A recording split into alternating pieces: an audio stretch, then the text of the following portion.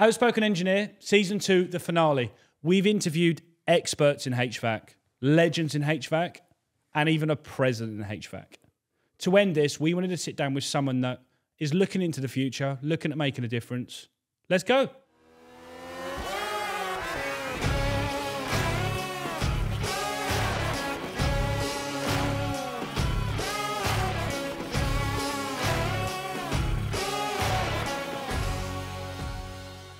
Right, I'm sitting down with Adam the Heat Geek. Adam is a previous heating and plumbing installer, engineer. He's currently leading the way in innovation in air source heat pumps, training, empowering engineers to learn differently, being more creative and deliver efficient products for those installing them. He is mega outspoken. He's reliable. He's a reliable source of information, and he's helping a lot of people. Your large following in YouTube is a credit to yourself and is a byproduct of all those people you've helped. Adam, hello. Thank you very much for that amazing introduction. Hello, Jacob. Thank you very much for being here. No, not at all. Travelling from Hampshire? Yeah, Hampshire, Surrey border, Farnborough area, so not too far. So we're at a client's house, and he's got ground source solar. That's mansion. Yeah, a bit of a mansion. We've had a walk around. Adam has already touched the ground source Vaillant systems, and he's confirmed it's been done properly. Yeah. So we have got the Heat Geek approval. Yeah. Which has been a great start. So going from the start, Adam, and that's kind of really why I wanted to get down with you today. Mm-hmm. So we're in secondary school. We're in year 11. Yeah. And I'm in your class. Yeah. Who is Adam Chapman? Goofball. I was not very good at school, which will surprise a lot of people. I've got dyslexia, ADHD, and recently diagnosed autism as well. Really? Yeah. So I left school with no grades at all. So were you diagnosed with ADHD in school, or was it something that you found out later? 8 years ago, 30, when I was diagnosed. Wow. With ADHD. Oh, so I went in for a diagnosis for ADHD, and they sat me down afterwards and, yes, you've definitely got ADHD, obviously. And that's the thing that got me, sucked me into sort of the heating world, that hyper-focus that ADHD gives you. But you've also very, very likely got some form of autism. We can take this further, or you can, if it's not affecting your life, leave it. But yeah, so that was obviously think differently. I was aware I thought a bit differently. But, okay. Well, even in year 11? From a kid, I've always known, because I couldn't, I struggled with reading and writing, and I was falling behind constantly in class. I remember at school, I had to have additional classes on Saturdays to learn to read a bit quicker. Okay. I was falling behind. My brother came along with me, because otherwise I'd be sort of left out. He's only a year younger than me. Yeah. And within 2 weeks, he'd got up to my reading level and gone 2 or 3 beyond. And that was crushing. So how were you in year 11 then? Were you just seen as stupid? Or were you seen as you're a bit slow? I was the Jim Carrey. I was just constantly trying to make people laugh. I just you were the funny guy. Loved being a clown. Yeah. Were you the funny guy with all the girls, or were you the funny guy? Definitely. Just not. Were you the never in a group? Just wander around trying to make people laugh. Just very sad. That was what I was. I've always been fixated on something. They called me 1 minute wonder. Because I'd always have a thing that I was doing, and that was I was constantly trying to make people laugh. Okay. And later on, that fixation moved into heating. So to take from that, you're making people laugh. You're trying to get a response from someone in a positive way. Yeah. Interesting. Okay, then. So how have we transfixed from year 11 to the Heat Geek? So in between that, going up, you mentioned your brother. So big family, small family? Just one brother. He's an electrician. Been an electrician since 16. Okay. So older, younger? 1 year younger. Home with parents? Did you no, together, separate? No, they split up when I was 12. Actually, when I was younger, I lived quite a nice lifestyle up until 12. We went on holiday 4, 5, 6 times a year. Right, okay. Abroad. We were quite well off. And then at 12, my dad was a successful businessman, business folded, and they split up, and I lived quite a poor life from 12 to probably now. Interesting. So would it be fair in saying that you had, obviously you consciously not knowing, from 0 to 12, you had a slightly better upbringing than most? Oh, definitely. And then you lost that, and then potentially there is a hunger that's been built up from that, where you've gone, subconsciously, I kind of would like to get to that, or, That's a really good question. I don't think there's a hunger. It's more, I've always known I was going to do something different. Okay. And I think that traveling, I traveled the world before I was 12, essentially. Wow. I think that opens up your mind to different experiences, different people, different way of doing things, not being rigid, not stuck in red tape. I hate red tape. Yeah. And I think that's what made the difference. It made me look at the world a different way. And I knew that I was going to run a business, whatever it was. Okay. And I know I was going to do something different in it, because everything I do and we do at Heat Geek is different. So traveling the world up until 12, was this holidays, or was it actually traveling? You've been to a lot of places where... Yeah. Because spent a month in New Zealand. Oh, wow. We went, Okay. pumped wells in Africa. Oh, wow. Very, very lucky upbringing. And then, 12. I didn't go on holiday from 12 till 21 or something like that. So everything changed. And back then, we're probably talking 20, 25 years ago? Yeah, I'm 38. Yeah, okay. 20. I'm not going to do the maths on the fly. Yeah. So back then, going abroad for a month was a big deal. Yeah. You know, even I think when I was in school, if someone went to America, it was like, whoa. Yeah, my dad had a house in America, in Florida. Oh, wow. Okay. So there was so you've built the fire that's been your autistic ADHD kind of your laser focus. You weren't aware of it such a year 11, but it's made sense. You've been really funny. You've helped people, you make people laugh. And then you've bolted onto that. A taste from the age of 0 to 12, you've lost that. I suppose it's probably made a standard in you as well with your dad, where you kind of know where you can go. I know what life's like on the other side, for sure. It wasn't like we weren't like multi-millionaires. It's just like he liked spending the money. Yeah, for sure. Hence why he went memories. Yeah, exactly. It's valuing the right thing at the right time. Understanding value is an important thing to me, for sure. So what you've gathered from that, so transitioning that into plumbing and heating. Yeah. We've seen on another video that I think was it just I need to get into a trade?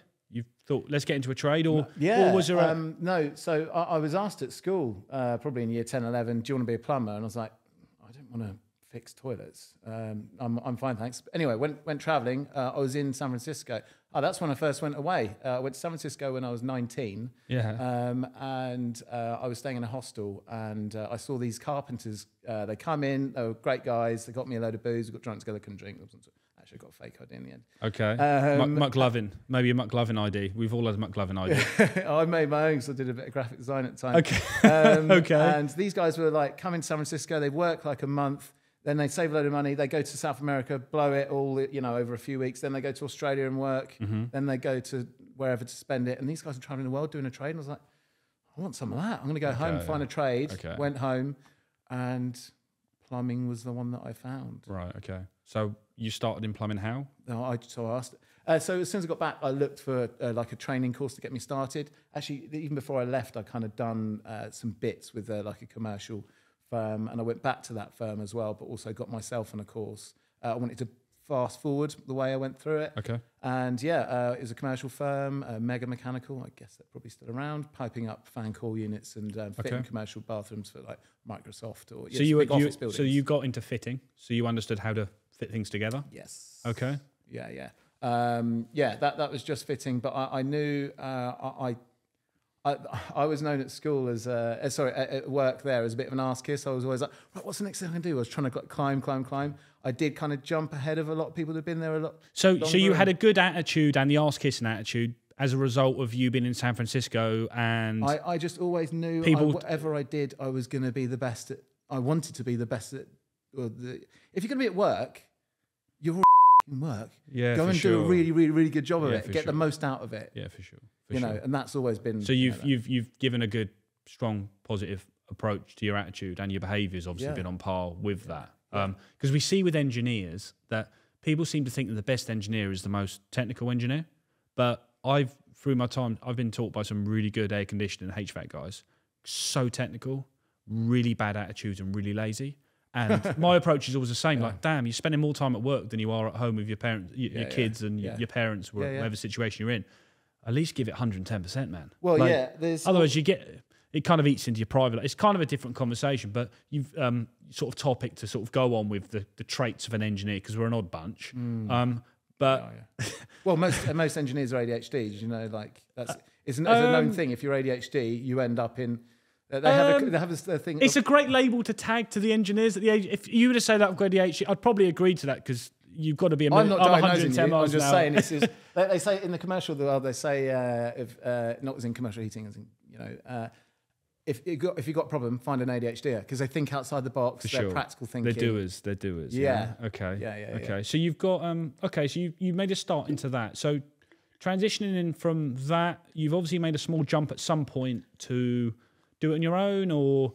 So so I was working for that company for, I don't know, 3 years or something like that, and I managed to find an opportunity. My mum worked for a letting agent, and they needed bits done, and I saw that as a doorway to get into, eventually doing their boilers, gas safety certificates, stuff like that. It's like the bottom of the rung stuff, but 23, start a business. I've always wanted to start a business. You were a doer, and you were happy to do the crap, which a lot of people would probably say no to. I did painting, decorating for like 2 or 3 months. I just whatever to get me going, to get my business started, whilst I was getting the software in place, and that sort of thing. Okay, so you've done the lower end of the plumbing and heating, as some would say, but I would also say that actually it's not always the fun stuff. It's this is where there's 2 different things. There's plumbing and heating, then there's running a business. Completely different things. This is where I learnt to run a business, and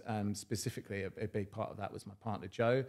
Within 6 months, I was kind of overrun. It didn't make sense to go out, do work, come back, send an email, do some calls, go out, do a job. I was like, let's get someone else in there. This is too inefficient. Like, I hate inefficiency with a passion. This is an autism thing, probably. For sure. So I was like, right, I need someone in the office, and then someone just out on the road, i.e. me. For sure. So she is very business orientated, very business minded, doesn't let anyone off the hook, is very hard handed. Nice. And she switched my thinking, and it just like opened my world up to like, right, I know how to make money now, and how to scale this business. Okay, so day one of Heat Geek. So talk me through it. So even the day you signed up, you created heatgeek.com, or you making your YouTube channel, there was where's that come from?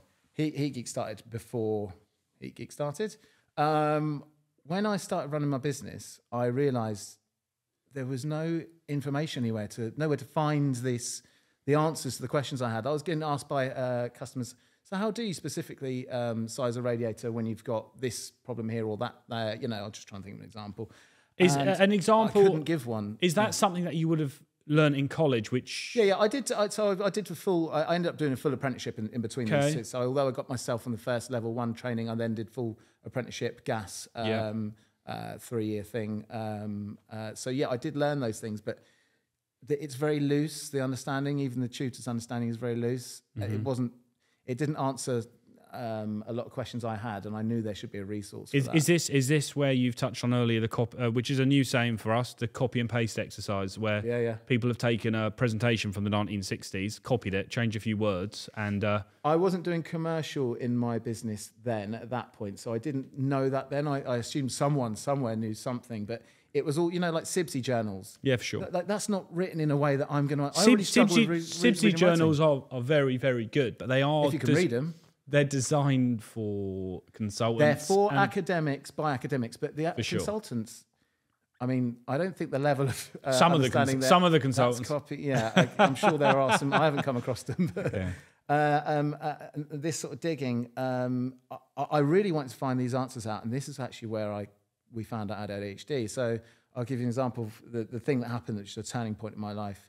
It was 8 o'clock in the morning, and this is just before my missus started working for us. She was in recruitment in Guildford. It was 8 o'clock in the morning. I was sat in my dressing gown, my laptop. I was writing my first article, I think it was, on low temperature heating or something like that. And she said, bye, off she goes. Anyway, before I knew it, she walked back in the door, home from the day. She said, Adam, have you got up to have a glass of water or anything? I was like, no, but you've got to see this thing that I figured out, like in this article. And she's like, there's something weird going on here. It's heating, like you've wrote an article, great. And then we realised, so that's hyperfocus, which is like a condition that what you get with ADHD. You get fixated on things. For sure. So you can achieve things, but I didn't eat. I hadn't drunk any water, I haven't done anything. And that was the beginning of like, okay, I obviously enjoy this. I want to do what I enjoy. So I ended up working like 3 days a week doing plumbing and heating. I was making sure I charged top wedge on those 3 days to allow me to do 2 days of what I want, which my new fascination was heating. For sure. So that's now got you to where you are today. So let's go back to a year ago. So because I think the way Heat Geek's moving at the moment, it's an evolving platform. It's an evolving channel. So if we were to end 2022, where did Heat Geek finish the year? Meaning, you've got a fantastic YouTube following. You've got a lot of people which are following you. You've got a great network of people you're working with, and you've got a lot of knowledge and wisdom to help having air source heat pumps installed properly. If I was to say what is Heat Geek, and we were in December 2022, well, what would Heat Geek represent? Heat Geek is about empowering of the most valuable person in the whole chain of either decarbonising homes or putting in heating in a home, and that's the engineer doing the work. So the engineers that are normally commoditised by their time rather than their value. Yeah. For example, British Gas employing, subcontracting to engineer to go and put in a boiler, fixing their rates for them, and then them taking the profit to their shareholders, which live all over the world. For sure. The value should be in that person's hands, and it's about empowering that person, giving them the best tools to do the best job in the best way. So yeah, that's what Heat Geek represents. It's about the engineers on the ground. Right, okay. Which is like where I'm from, obviously. Okay. So heat pumps in general, how did you fall into air source? Yeah, I mean, there's quite a lot. There's a big gap here. So in running my business, eventually, I sort of scaled up what I was doing, charging more and more, doing more commercial. I also picked up and found out about the Viessmann Vitavala hydrogen fuel cell boiler, which I know you know about. Yeah, for sure. And we become the UK's #1 hydrogen fuel cell installer. Was that because no one installed it, or because you needed a lot of training, or? Why did we go to push it? Because there wasn't much competition on it in Google. On Google, I researched it and knew that I could dominate the Google rankings, so that's what I did. Okay. Dominate Google rankings. How many have you put in? I think when I stopped, we'd put in like 80 or something like that. Oh wow, you've done quite a few then. Yeah. So for you to have that, that was back before. That was about 2 years ago. We kind of stopped putting them in. So for me to put that into my house 2 years ago and approach you for it, I would actually probably put myself in a position where I'm quite techie and I want some super futuristic boiler into my house. Yeah. Is that the customer, or? Yeah. Because it's hybrid, You've got right? 30K. Yeah, you got to be that. But like, so, and coming back to heat pumps. Like, the only alternative to that was a heat pump. So in like going through the decision-making process with the customer, I won't force something that doesn't fit. If I can't make the hydrogen fuel cell boiler work, I don't want to give them that. I want to give them the thing that they actually need. For sure. And the heat pump argument just kept getting, the more I learned about it, it was getting better and better. Okay. Even though we weren't offering it at the time, I was like, no, go find someone else to do it. That's the thing you should have. For sure. As I was learning about it, I was like, this is the future. So I basically dropped. We could have carried on and been part of the hydrogen revolution, but in my opinion now, after a lot of research and running the UK's #1 hydrogen fuel cell company, hydrogen's not ever going to happen. Oh, really? You'd make that bold statement? Yeah, that I will So as an outsider, I was speaking to people in sustainability parts of the Met Police and the government probably 3-4 years ago, and which I know you're aware of this, the comment would always be, hydrogen's the future, they'll stick it in the gas lines. And they can have hydrogen plants offshore and pump it in, so there is nothing on mainland. Yep. Is there truth in that, or is there? Because as an engineer, you'd probably say, well, how big are these gas lines, and how does nitrogen work? Is the infrastructure potentially there for it? It's potentially there. I should clarify as well. I'm talking about home heating here. Hydrogen is definitely going to be needed in maybe aviation, transport, steel making, stuff like that. In fact, it's already in steel making. There's already green steel being manufactured with hydrogen. Hydrogen is going to be a thing as a whole, but for heating, it's unlikely. And the reason is you need to take electricity, which we can already use via a heat pump, and multiply its efficiency by 400%. For sure. Run it through something that's, well, probably full chain, 35% efficient. And get something out the end. The only advantage there is storage. However, you can tackle storage with batteries. So like when you follow this, and the other thing is cost. It's literally a cost of living crisis right now, and there probably is going to be for quite some time. Yeah. If this is only 35% efficient, it's not going to be cheaper than electricity. The original 35% efficient. You've got the conversion into hydrogen, which takes energy. Yeah, and then you've got storage, and then the losses across. And if you want to turn that back into electricity, you have to go back for a fuel cell, which is about 60% efficient. If you want to go back to, so it kind of depends. So you looked into the research but you've obviously made the decision that actually this doesn't make sense. So you're going to go all in on heat pumps. I'm gonna, yeah, pretty much. Your ADHD hyperfocus went heat pumps. Yeah, that's it. Okay, exactly right. That. Okay. Yeah, I found my new shiny object, and it makes perfect sense.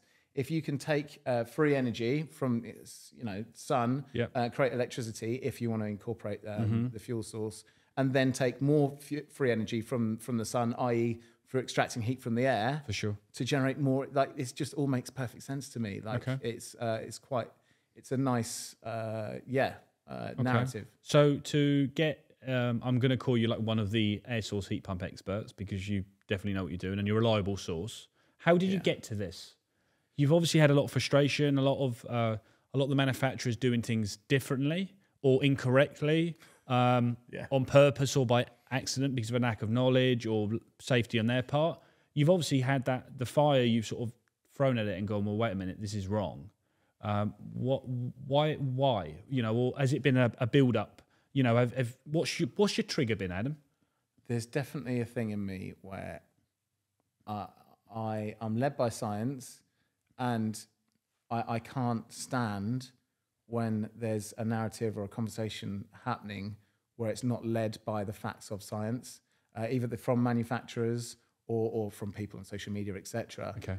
So it's about, I'm going to sound really sad here, it's about being right. And it's not necessarily about me being right. I don't need to be talking. For sure. But the person who's giving the false narrative needs to stop. For sure. And that's the thing that drives me. Like, it's proving like this is the real situation. For sure. That, I think, is my driver. So if you were to buy... I don't know. I'm still finding this out about myself. I'm kind of going through like a learning process about myself at the moment. Okay. So, yeah, deep question. So it goes back to the Nelson Mandela statement, which is a brilliant one.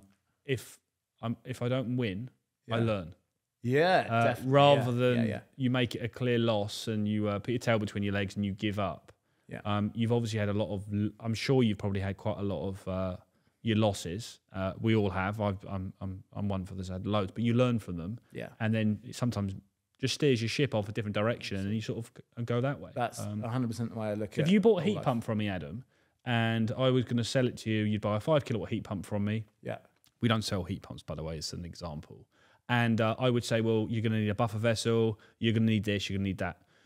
There was obviously an element where, or there was a stage where you're saying, what, why? Was it your network? Or because you do things slightly different, so I hear. Yeah. Hydraulic separation you don't like. No. Why is that? If I was in a manufacturer, I'd probably say we like which you may have had this as one of these, their defenses. The reason we don't like hydraulic separation is because we want to separate our equipment from any warranties using the third party bit of equipment. Yeah. Is that a bit of a thing that you've had? Yeah. So I think it's worth saying manufacturers in the UK aren't the manufacturers. Typically, they are the UK sales arm of the manufacturers. And if you dig down into the tech help department, you quickly find that out. With nearly all of them. So they're UK sales arms, which are trained. Exactly. There's UK sales arms. They're not the manufacturer, typically. Sorry, it might be a harsh thing to say. And this is true. They're just using schematics. This goes back to Heat Geek. So why can't I do it this way without a buffer? Oh, because that's what the manual says. That's not a good enough answer. I need to know why. You're not giving me anything to work with. And that's the whole reason for Heat Geek. So it's why. It's the why. Why? That's not a truth. That's just I can't be bothered to give you the answer because I don't know it. So the warranty-wise, because I suppose if I was used to put my heat pump and not use hydraulic separation, I'd probably say, well, that's brilliant, but I voided your warranty. This is something that you probably had happen. I haven't had a warranty voided, but I feel like we have enough stage and enough argument now that we would just embarrass them for not honouring warranty. It would have to be something completely unrelated. If say, for example, a compressor went and it didn't have hydraulic separation, they got nothing to do with each other. If you want to have an argument on social media, great, but you're not starting in a very good place. For sure. So I'm just not scared by it. And we've now also in a position where it doesn't matter if we can just pay for the thing to be fixed ourselves if we need to, but we're standing by what's right.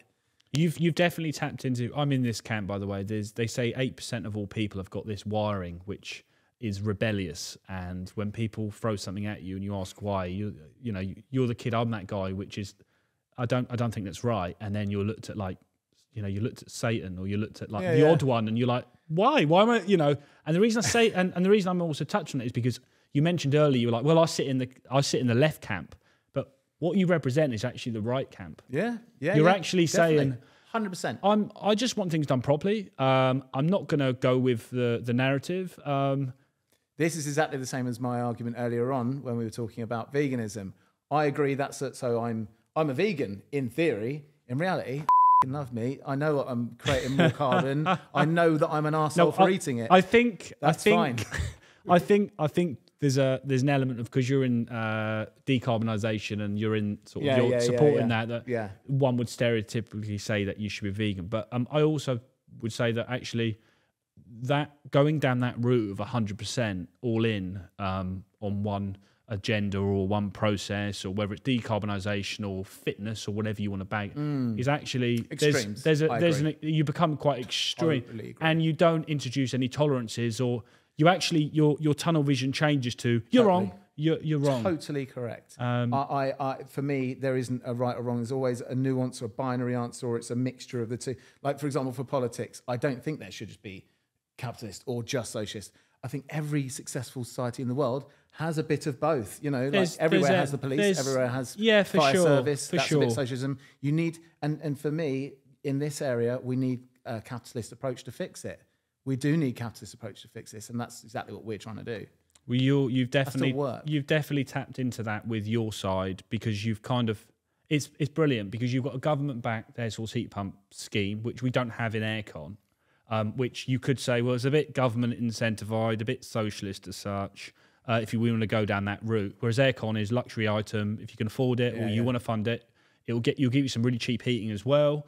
It's completely divided, but you've actually sat in that and gone, well, yeah, it's brilliant to have a government-backed scheme, and one could say that most government schemes eventually become, poorly managed and don't work. But you're actually saying, well, actually, if you're going to use a scheme, we're going to make sure it's done properly. Yeah, exactly. Yeah, totally. It's about getting the job done. And I suppose the doors that you keep opening, as the Heat Geek and as Adam, you're probably being exploited to more of a nobody really knows what they're talking about, or they don't know as much as they should as they lead on. I am shocked, more and more every single day, and disappointed at who are the people behind everything we do. It's just the sad reality of life. There's like that. Sort of veil. There's like a picture of like you've got the president or the prime minister of a country saying we are building back stronger, and there's just like loads of flames behind, and the place is to ruin, and everyone's like, no, we're doing okay, honestly, and they're all hungry. But it's more like the Wizard of Oz thing. They pull back the curtain, he's winding around the thing. It's that's how I see the world now. Scary world, isn't it? It is. Question for you, Adam. My only argument I've ever had with air source, I believe that air source is great for some instances. It's not always great for all applications. My argument has always been the replacement. So we've had it before where people will be in touch with us. They'll say, Subcool, we need some help. We've just bought this house. We've maxed out on our deposit. It's got an air source heat pump, which is 10 years old. It's failed. The compressor's gone. Inverter board's gone. We've been quoted 12, 13 grand for a replacement. We can't afford to do this. I'm gonna sort of answer it myself and say, well, I don't think there is a solution. I think the only solution there is some government backing. So my question to you really is there a solution we can think about or not? Well, let's bear in mind, if boilers were the same scale as heat pumps, they would be 2, 3 times the price. The reason they're so cheap is because of the high volume that's being manufactured. They wouldn't be as expensive as heat pumps. With that on figures though, because there are a lot more moving parts with the heat pump, meaning compressor, PCB I don't mean they'll be boards. the same price. I mean, they've already got scale, so that's a thing. But we haven't got the scale, so it's not an answer that you're looking for. I'm just framing the situation. Yeah, for sure. Replacement, I think, is going to have to be obviously it improves the scale, but there's also the scale of installers at the moment. Heat pump engineers are going to, and rightly so, charge more because there's less of them per job. And they've got to travel and cover a wider area. That's going to change. Yeah. If in that scenario, I would assume that a new heat pump installed properly, especially if they use a Heat Geek in the Heat Geek scheme, you could actually recover that cost over 10 years quite easily in running costs of electricity. So I don't have a full answer there, but I think there's a lot of nuances inside it, if that makes sense. So if we, if the government scheme was dropped and the heat pump demand stayed. So people did want that. And then all of a sudden we've got 20,000 people that can install heat pumps. Would it go to the European model, which we have with air conditioning, where the cost of an aircon unit in Spain is a quarter of the price of what we would charge? Because the only thing to that question, which is quite, as in manufacturers dropping their prices, which I believe they never will, is because they're bringing out more efficient products. R290, so propane. Dean Flint, ex-president Mitzi, he declared this. If his statement was, if you ever want to know what's going on next, see what Dakin are doing, because they're very, very in there with the EU government and the markets, etc. And the future is propane. It's going to be flammable refrigerants, which are super efficient because you get your discharge temps. And, and I'm sure you've worked on propane air source heat pumps and things, but that R&D costs money. Rather than just make one product relatively efficient and say, let's mass produce this for 10 years. It'll drive the cost down and people will have heating for heat pumps at a much lesser cost. It's never really going to... I mean, R290 heat pumps are here. They're already here. That's all we really install in the Heat Geek model currently. Maybe some R32 inside, because they need more clearance, the R290. Do you have flammability issues and things with them, or is it because it's a monoblock, it's self-contained? Well, it's self-contained, but you do have to like keep them set different from windows and stuff like this, which I think is a load of rubbish. I used to work on LPG. We used to have big gas bottles outside. So you know how all that works. More. Okay. And we used to have less clearances than these tiny little cupfuls of R290. Like, it's just absolutely mental. So when someone comes to you like me saying you're putting a bomb outside, you're potentially going to, you're going to just say, well, I used to deal with LPG. Yeah, and we used to put massive, it's nothing. Right, like, you might get there's nothing there. Okay. So your solution to your question, there's not really a full answer, but you do have an answer with New Heat Geek, because that customer that approached us and said, listen, we've got £12,000 heat pump installation that we can't afford. Can you do anything with air to air? Which we did. We helped them with a lower cost, but they had to sort electric heating out themselves. The new Heat Geek platform, which is coming out, or it is out? Yeah, so basically, Heat Geek obviously started off as a blog. I'm just going to rewind it a little bit, and moved into videos, etc., and training, which is the main thing that we kind of really did that changed a lot of stuff for us. Which we actually got BAE's funding for doing that training to help develop it. That helped build this network of really good, skilled engineers. Yeah. And we decided to give those guys a service where we would provide the MCS umbrella scheme for them so they can access the grant, right? For sure. That's now about to take off to another stage where we give a full digital end-to-end product for the consumer, homeowner, and the engineer. Not where we overtake the job, where we give that to those two people for those to communicate and connect and do their business together. Yep. We step back. We're not British Gas. We're not making anyone wear Heat Geek outfits. We're not telling engineers what to charge. They charge their own rates. We just give them tools to perfect their job and make their job more streamlined. And what we want to do as part of that is things like finance, where we can, if it's a high upfront cost, we can finance that cost, split it over, say, 15 years, the life of the heat pump, maybe 20 years, who knows. Sure. And you should see, if you're fine-tuning and install it correctly, the amount of savings per month that homeowner makes is larger than the capital cost per month for the installation of the kit. Ergo, you can say to your homeowner, have this decarbonise your house now, or decarbonise your heating now, and at point of use, and save money from month one. And then at that point, it's a no-brainer. And that's for 10 years. Are you going to try and do it for 10 years? Or 15 probably. Okay. So how long does an air source heat pump last in your books? 15, 20 years. Wow. Damn. I obviously strongly disagree with that. Yeah? I have a specific reason around that, but go on. Okay. So I've been doing aircon for 15, 16 years, and I'd probably, my first 3 years, I would work on units which were sort of 10 years old. Yep. As they've got more sophisticated. So if you went back when I first started in 2005, you'd have a lot of fixed speed. It was the end of fixed speed. You'd have relay, contactor, compressor. 3 components on that outdoor unit.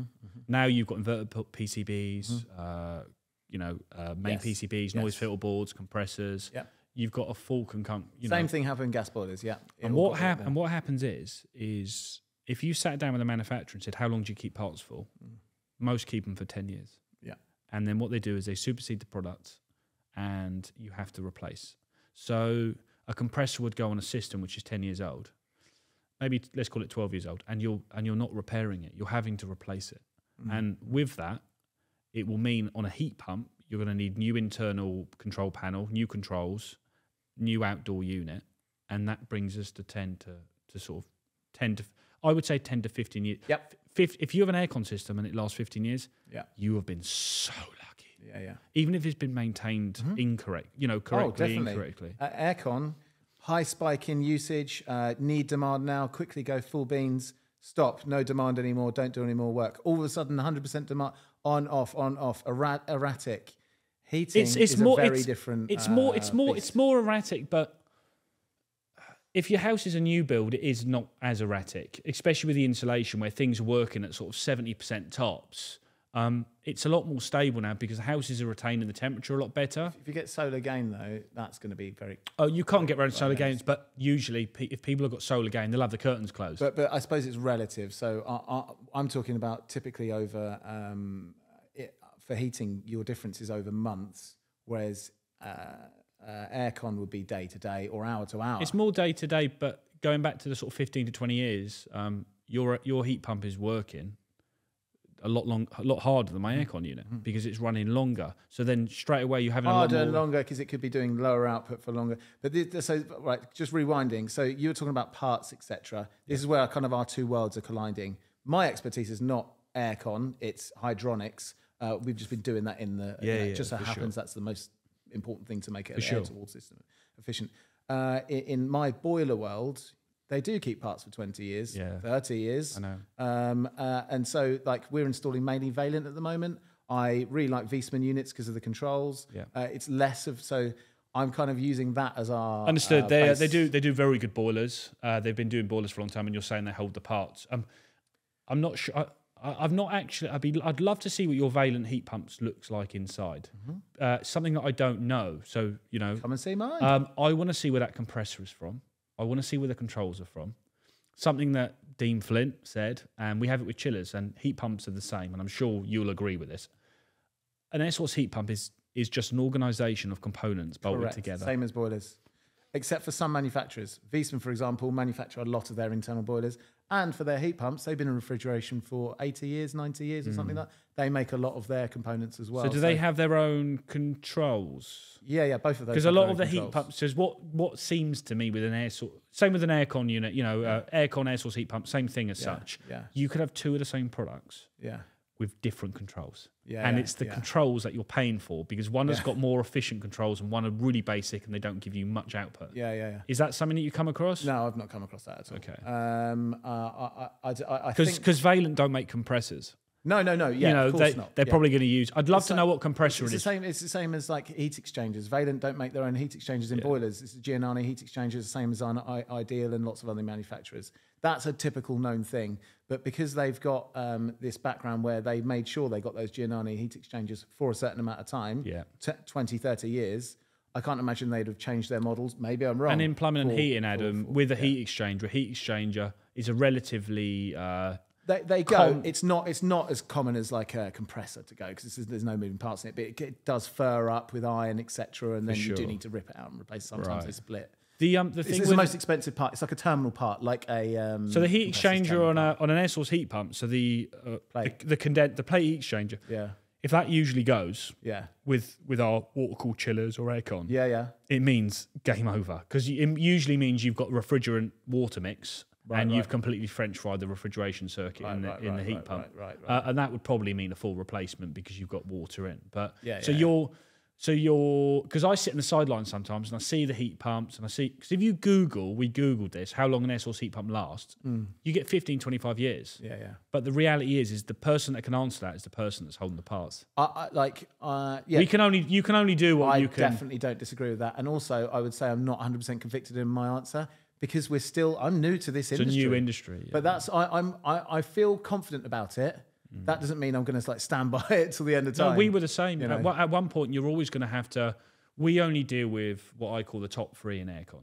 The reason is because they're Rolls-Royce. They have got better products. They have more research and development. They have the better batch of Chinese components that they use. And the smaller firms can't touch them because they can't buy them at mass. They don't have the money. And also, they have been doing it for a lot longer than the others. Yeah. So when you've got a company that's been doing heat pumps for 30, 40 years, and there is a bit of, you know, that they hold parts longer than the others, you would naturally fall towards them. I suppose if you're promoting or you're selling a product which is new, because it's the more different models. You're like FM, fleet management. You know, you want the parts. You're looking after the property. It's about looking after the property.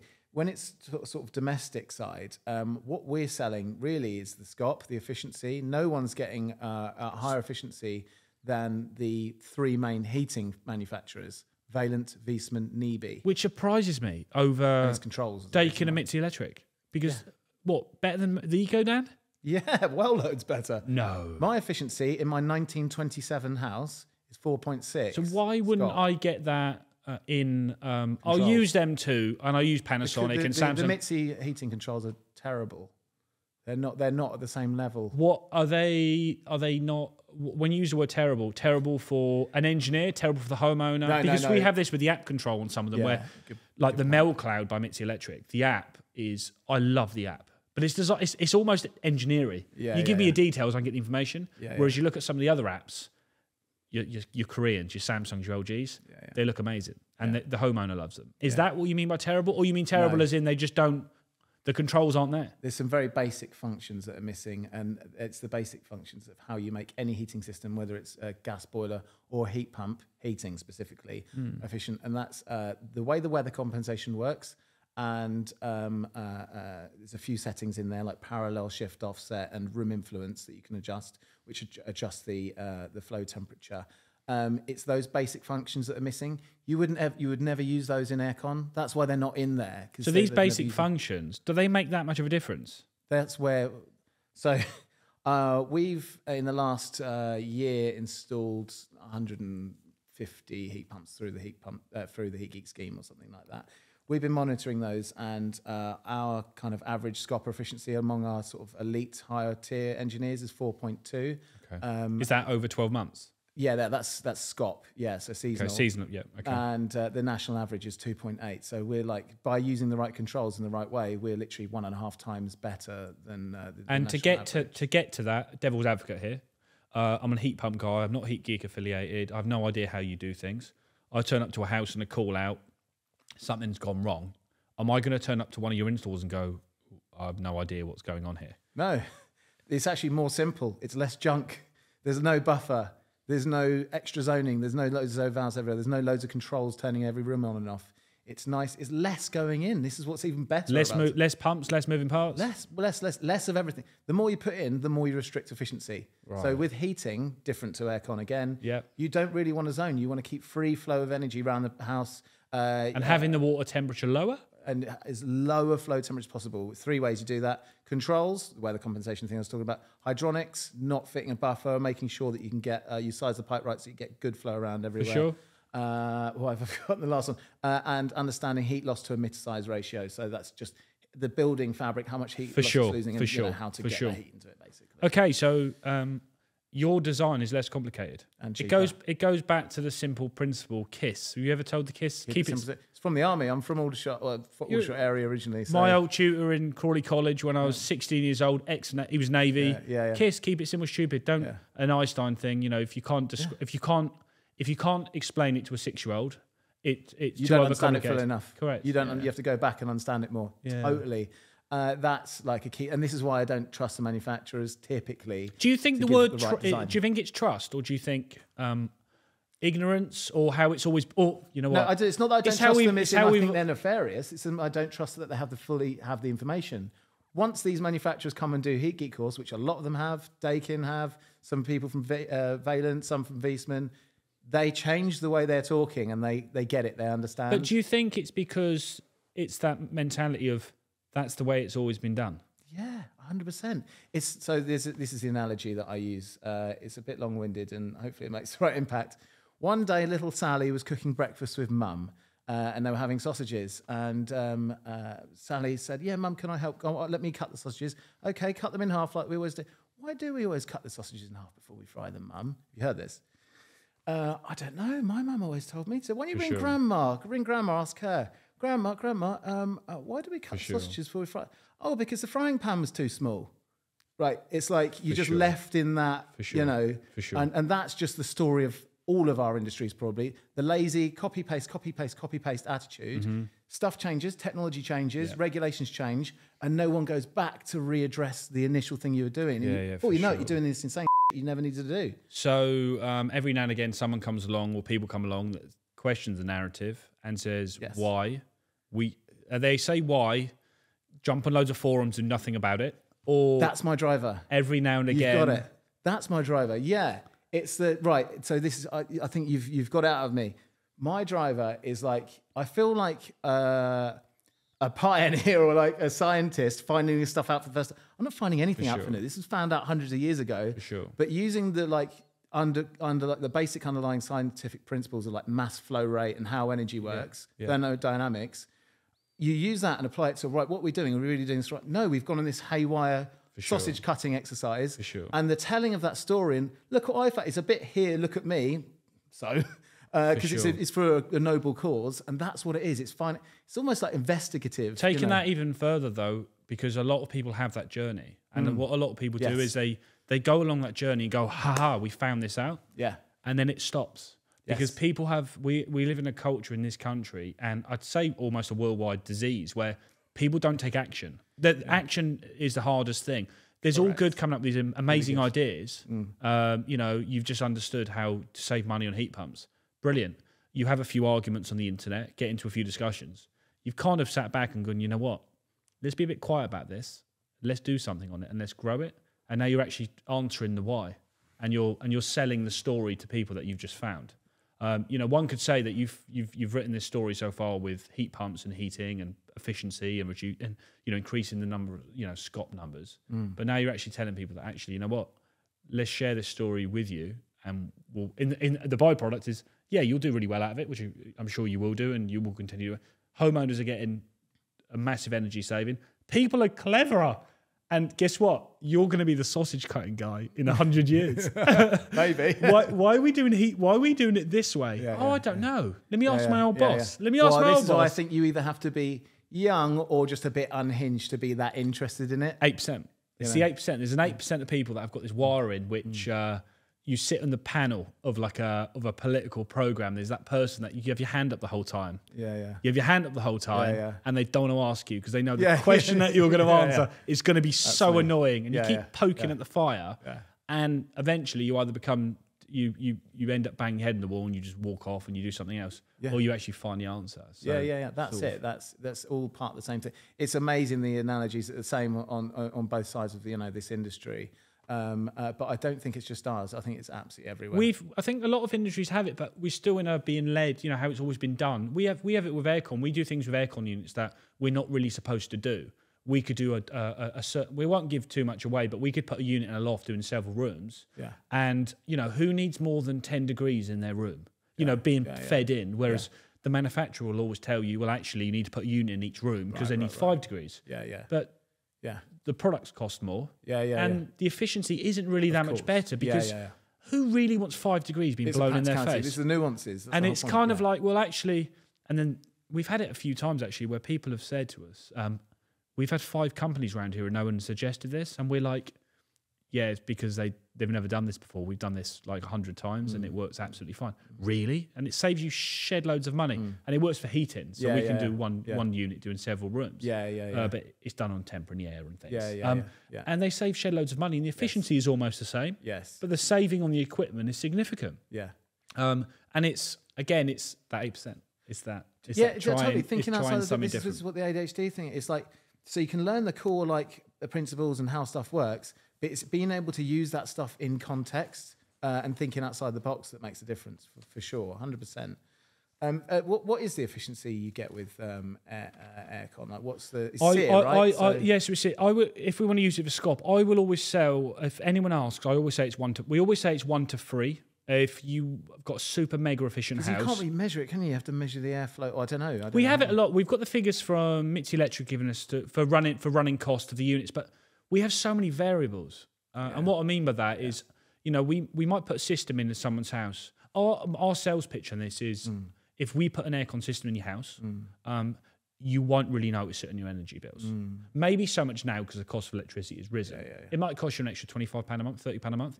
However, we might get a kickback on that with the customer saying, well, actually, Jacob, it's actually £60. And we find out that they've got it on a low temperature and they've got it on a really low fan speed. So the unit outside is just ramping up and ramping down.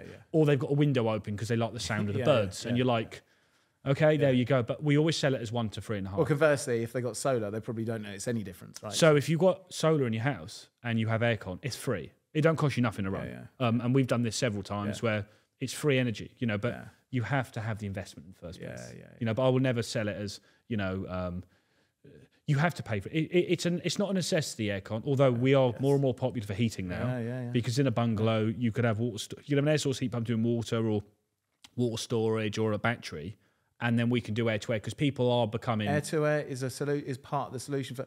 Although I specialise in air to water heat pumps, I'm not staunch. There's not one solution for everything. You've got different situations warrant different solutions.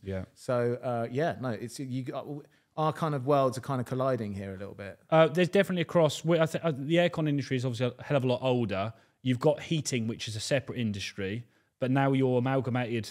It's like a freeway. It's like a love. It's like a love. It's a love triangle. It's a love triangle. I've got a couple of aircon guys that I spit. They're coming into the Heat Geek kind of ecosystem, and they're very angry that the plumbers are getting heat pumps. It's a bit of a strange concept, really, because, like I say, most air to water and most heat pumps they're monoblocks. You just have to understand the self-contained. It's a self-contained aircon. There's been monoblock chillers for years.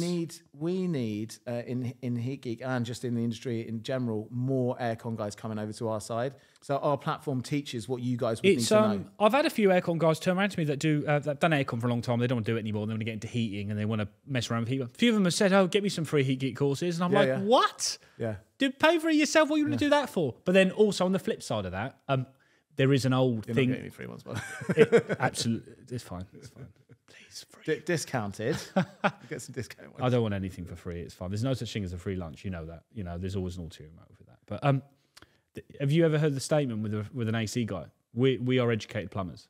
You ever heard that one? I've never heard that. No, it's an old saying. So we are educated plumbers. Yeah. So basically, we deal with high pressures, and you water guys deal with 1.5 bar.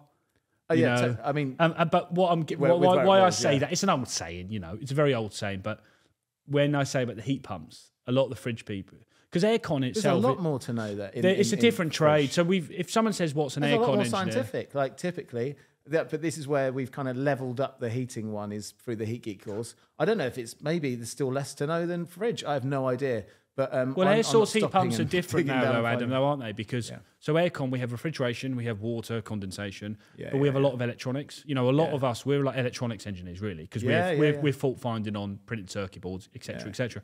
Whereas with heat pumps, you don't touch too much of that because you're monoblock. Although there is going to be a massive crossover, but secondly, because you're dealing with hydronics and design and control, that is an industry within itself.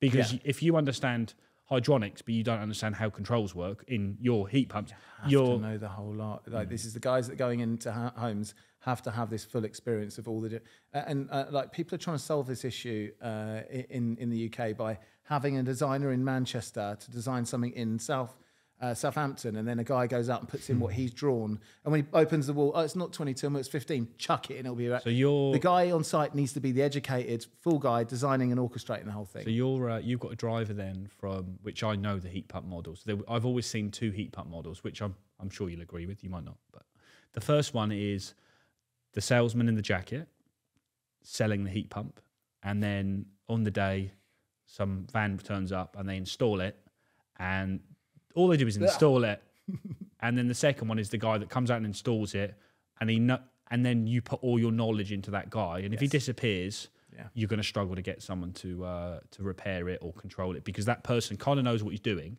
but there's not many of them. So I take it you've colluded both worlds. Well, because our systems are much more simple, they're easy to fix. So have you got a driver from the man in the suit?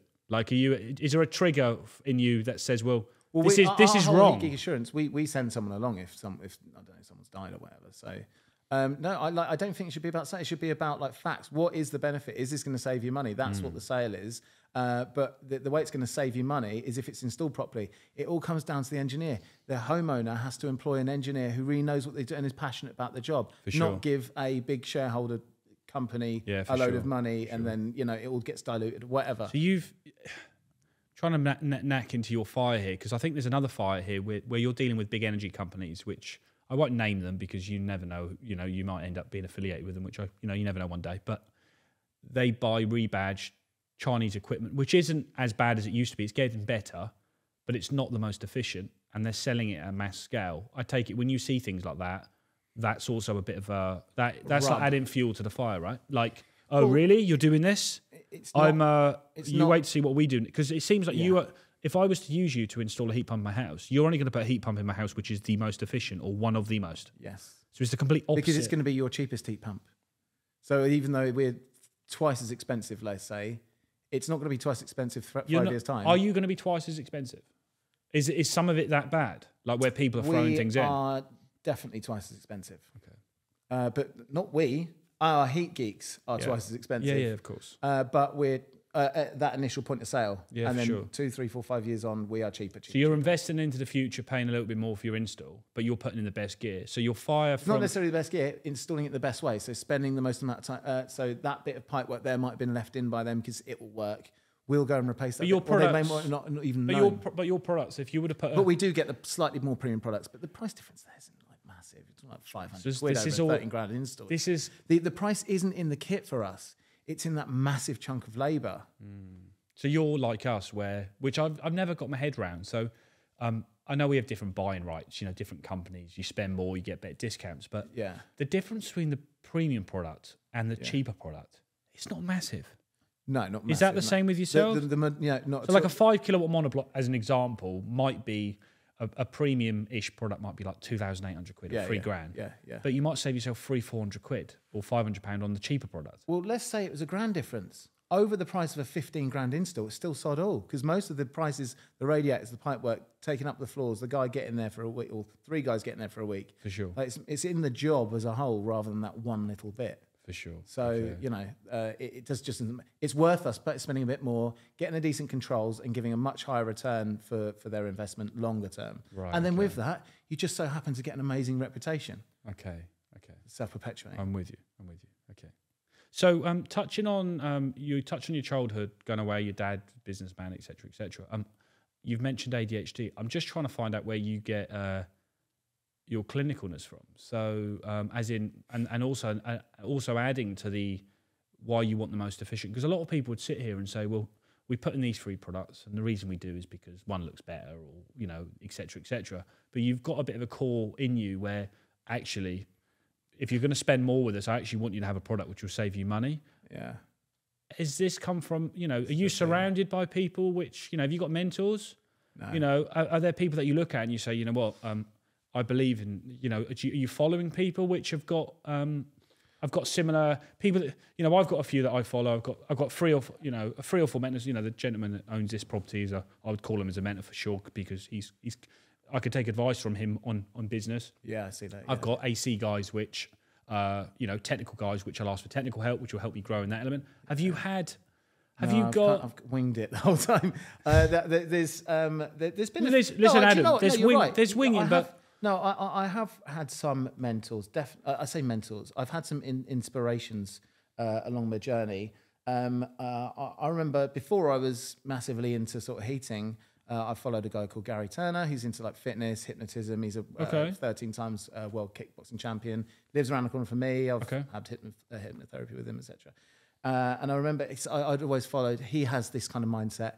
And I saw people like prove him wrong on a thing, and on like an argument online. It's just typical debate type stuff, which I love and thrive. It's where we all learn. For sure. And his reaction always is, "This is an amazing piece of information. You've just enriched me." And I saw that, and I was like, this is like," and this is where I got the understanding of a hive mindset rather than a silo mindset. And this is what Heat Geek is all about. The information I've learned, I've probably been not very humble so far.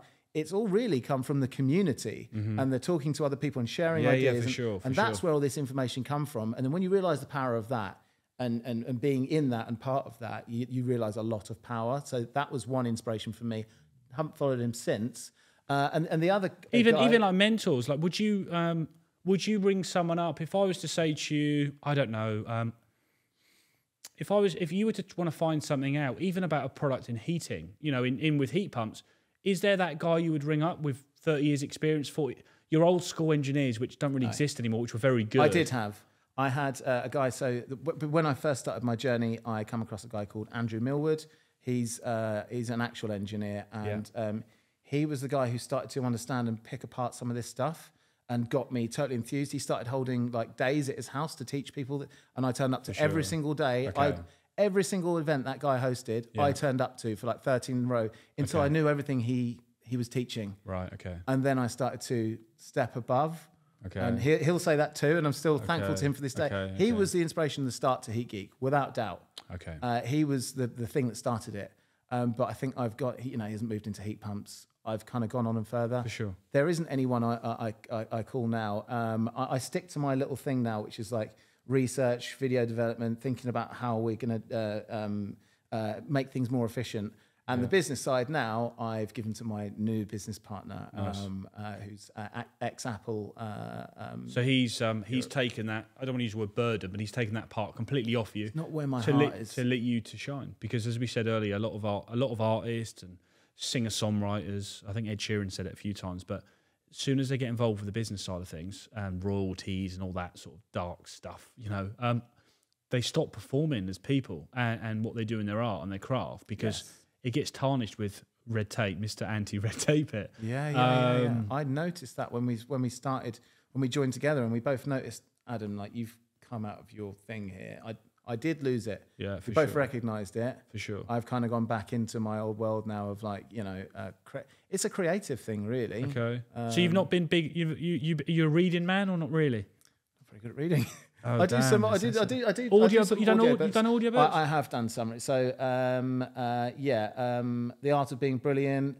I don't know if you know that one. I think it's part of the Brilliant series. I think it's an art of. Yeah. What's his name? Thingy Green. He writes Power, Influence. These are books. Power, Influence, and I forgot the third one. Because I don't want to. But there's not really a big. I went through a big self-help period. Yeah. Looking self-help. NLP. I started. I've seen that you've done that. NLPing myself. You know what's really interesting? I wouldn't see you as an NLP guy. Yeah. Just because it's fake. It is fake, and and I use the word it's fake because I've read a lot of books and I've delved into NLP. It's very much boiler. What boiler room is? So boiler room. Ben, do you know what a boiler room is? Yeah. So that's where you have a sales team in an office in London. They're illegal, and you'd ring up like 50 people a minute, selling them.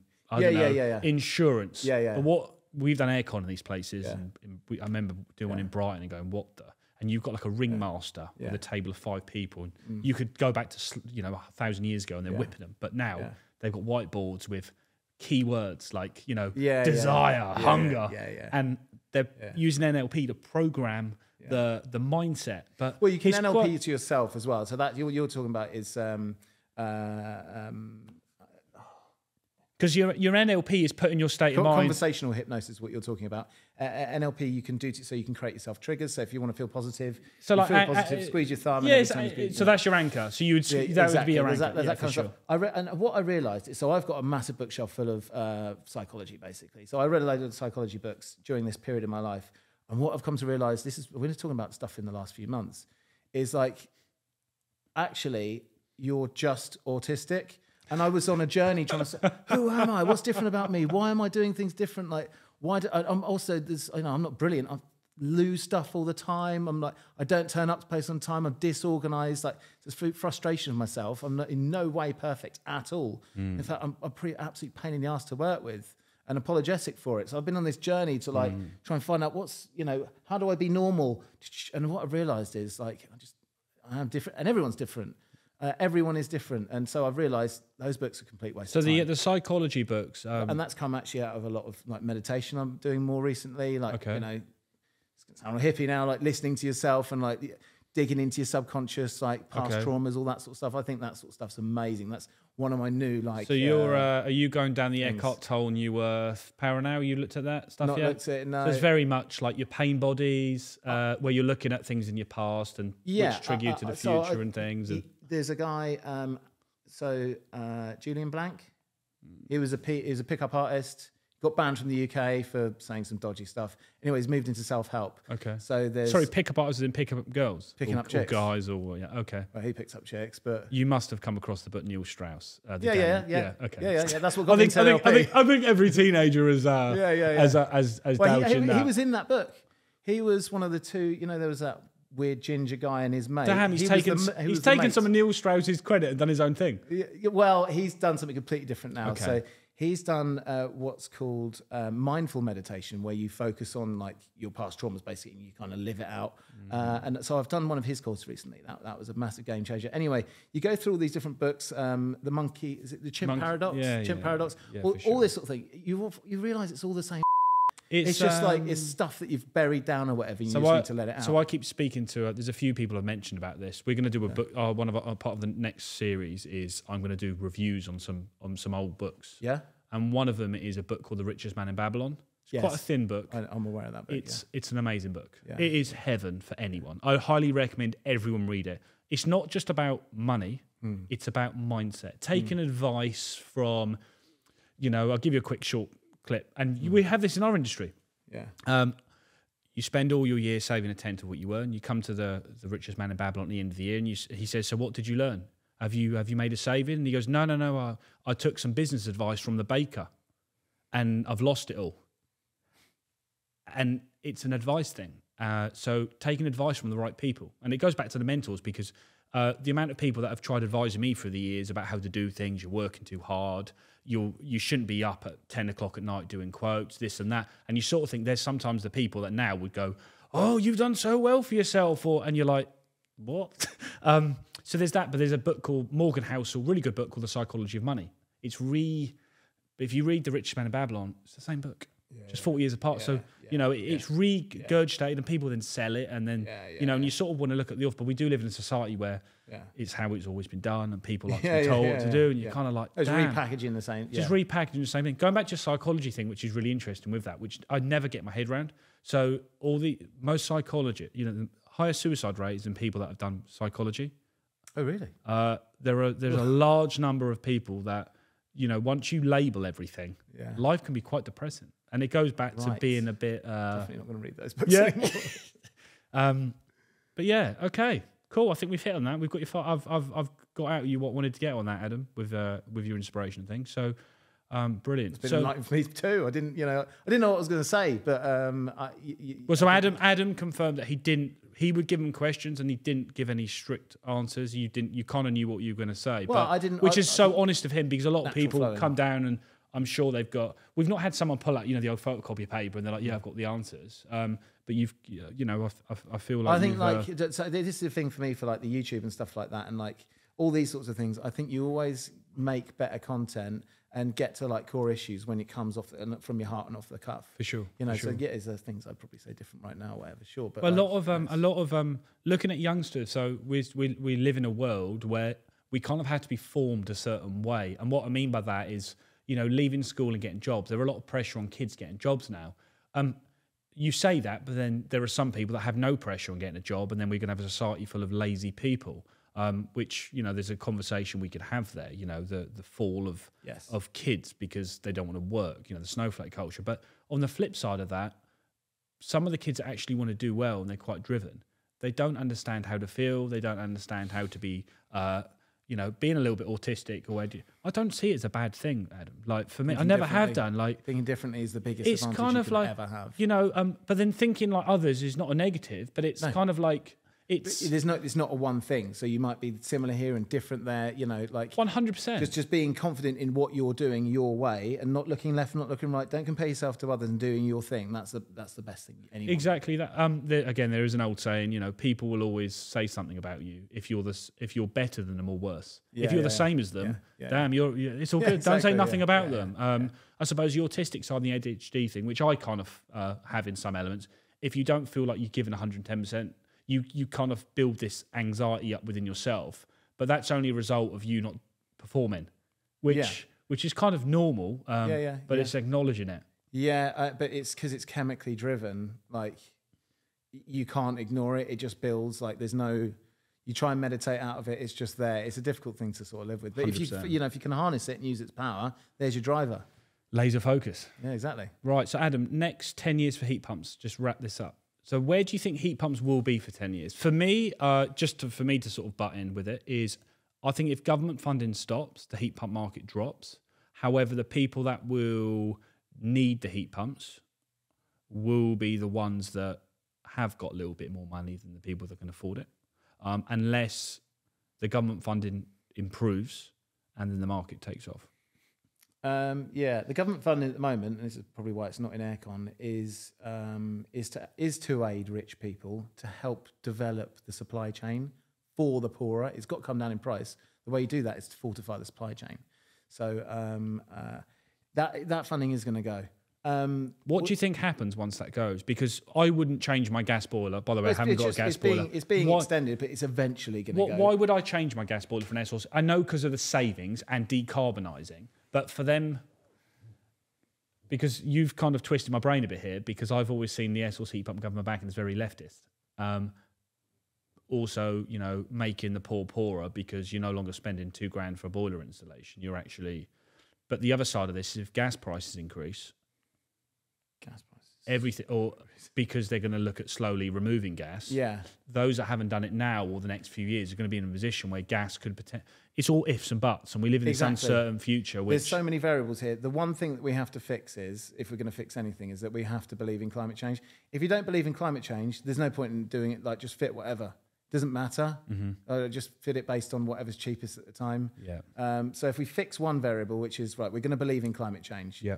Right. So the government has to tackle that issue somehow. Two options at the moment: hydrogen for home heating, or heat pumps. Yeah. Hydrogen is incredibly inefficient, as we've said, and is going to cost a lot to run.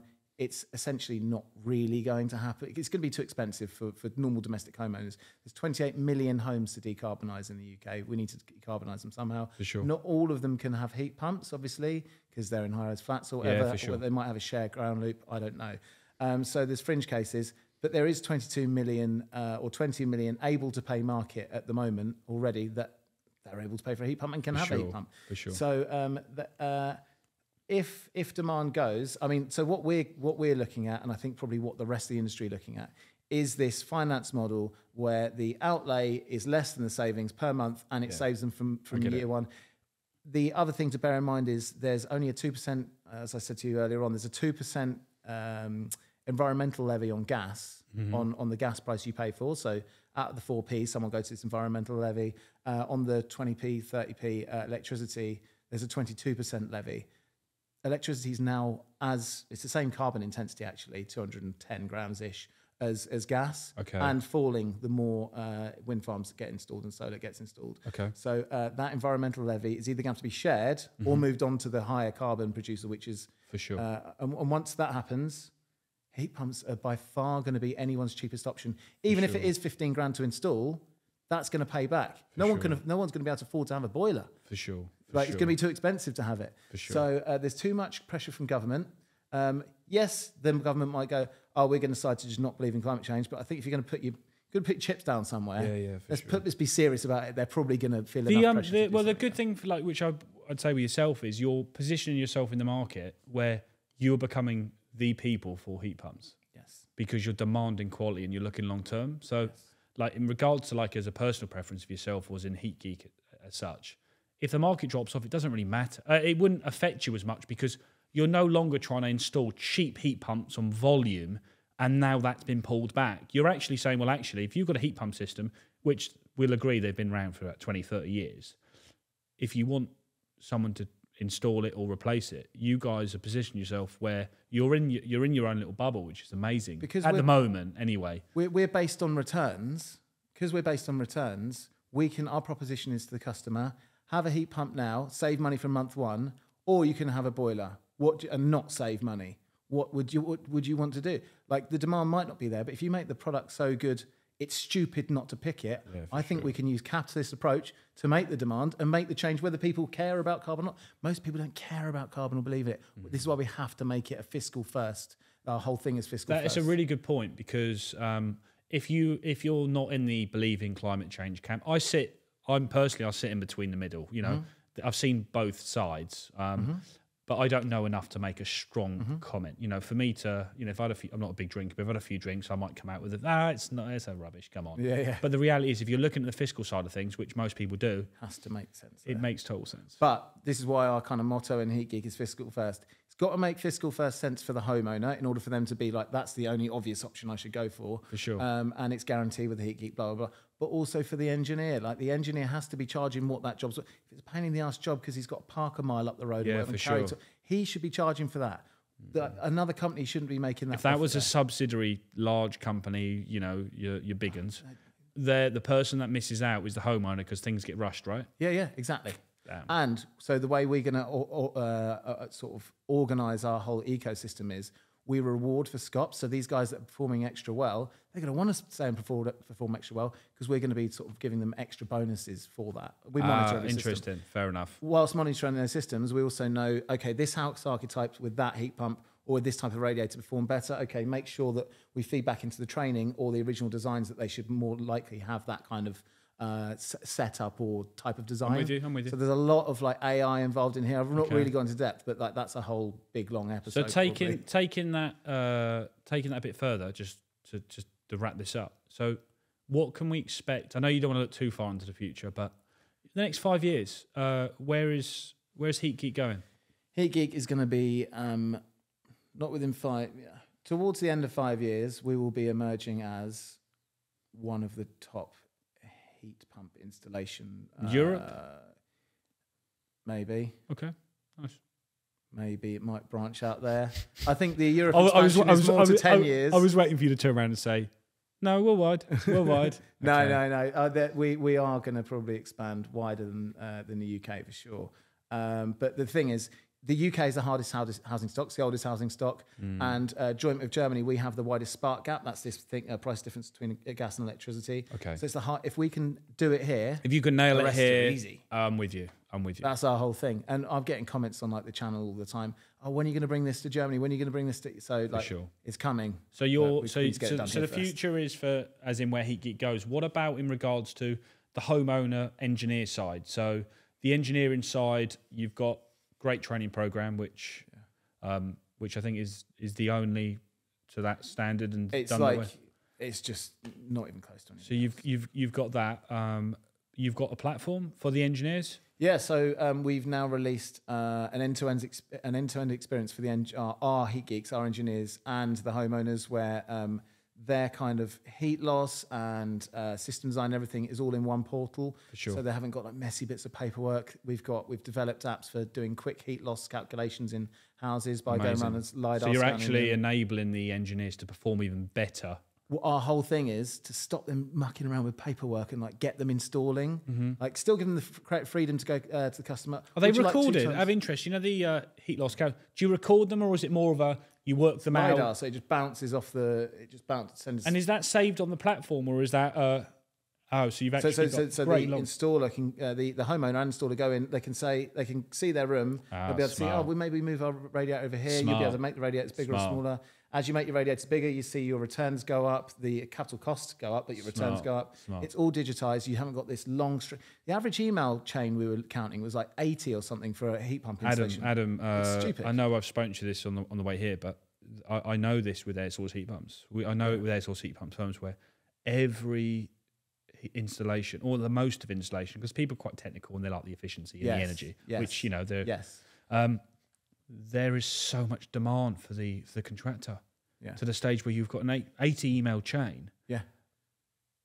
If you can autonomize that, we're wiping that away and remove the divide. And the great thing, I suppose, which you've done, which is a credit, and again, it's your channel, your YouTube channel is a huge part of it, is you've got all the information on there.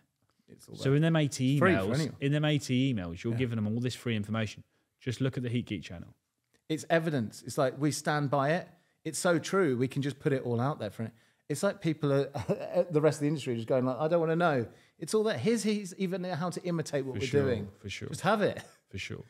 Right, let's close this. So, Adam, thank you so much. The last thing I want to just hit the nail on, which you've brought this up, is have you had haters? You know, even from some of the big ones, what form of hater do you have? What's your day-to-day hate? Or your weekly hate, or your, because you've just done this, and I've just thought, I bet some people go, oh, that heat geek crap. Oh, that heat geek rubbish. Yeah. Well, have you had anything surprising where you're? I mean, I don't think anyone's angry. Has it come full circle yet? I like me because online, there's one persona, isn't there? And I probably often seem a bit like, I don't think it's probably that bad, but like meeting me in person, I'm quite a chill person and quite friendly. But listen, Adam, you've spent the last 4 hours just talking about heat pumps. My brain is fried, man. But it's genuine. And do you know what? I have hate all the time, but you normally dig down into it, and it's just through some, I don't know whether there's either jealousy or they're just not interested. Or I think that the thing, and this is actually going to come back into politics, the thing about heat pumps, especially in our industry, it's fear of the unknown. Stuff's changing. I've already been set up. I don't want to change. It's scared of the change. And then that may be reflected on me. I'm just cool with that. For sure. I'm just not fussed. If I'm hated for saying and doing the right thing, which I believe is to lower carbon, for sure. Great. You can't make an omelet without breaking some eggs. Yeah, no, for sure. So, and it just totally water off a duck's So by back. the sounds of things, so if you are a manufacturer and you're a consultant, I definitely think you should probably enroll into a Heat Geek course or jump on his channel, because I think you've got to listen to what he's got to say. Or use Heat Geeks to do your jobs. Look at Heat Geeks for using your jobs. I can't wait for you to step in the commercial space. Because commercial heat pumps are becoming more and more popular. We're seeing this now with 500, 650 kilowatt replacements, where they're done by consultants which deal with your standard run-of-the-mill boilers. Right. And we're now going to step in the realm of leisure centres, government buildings, and the energy bills are through the roof, and you wonder why. And it's because it's been designed incorrectly from the start. And I think if anyone is smart enough, they should jump on the Heat Geek approach, because I think maybe it is going to turn, and the future does show us that the copy and paste is no longer going to be I'll help you end on this note. The thing that's changed our industry, and it's changing exactly what you're talking about now, is accountability, and that's what heat pumps are bringing. Before, when you whacked a boiler on the wall or had an old control that no one could use, there was no accountability. You couldn't see the cop. Now people are learning, the controls are getting better, people are learning about what cops and scops are. It's all of a sudden brought accountability for the designer and installer. All of a sudden, we start living up to expectations. So that's why heat pumps are amazing, in my opinion. So if you're going to be accountable with a heat pump, you kind of need to know what you're talking about. Yep, good. Because you're not winging it this time. Correct. Right. Thank you so much. Thank you for having me. Been amazing. Yeah. Learned a lot, and I hope a lot of people can get out of Adam's story, because I don't think this guy's even just got warmed up. I think he's, I think 38? Yeah, 38. He's 38, and he's firing on all cylinders. Maybe he isn't firing on all cylinders. Right, that's season 2. It's wrapped up. Season 3 is coming up next. Stay tuned. Subscribe to the Heat Geek channel and subscribe to The Outspoken Engineer. Thank you.